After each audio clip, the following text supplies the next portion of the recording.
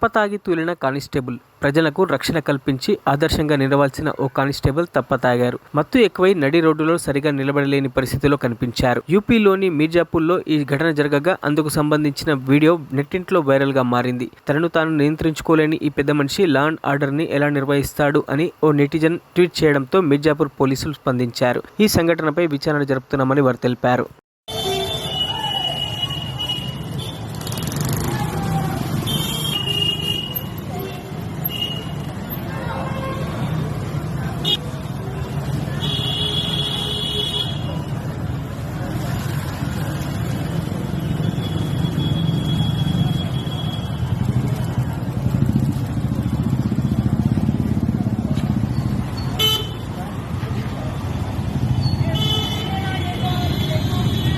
మరిన్ని అప్డేట్స్ కోసం మా ఛానల్ని సబ్స్క్రైబ్ చేయండి.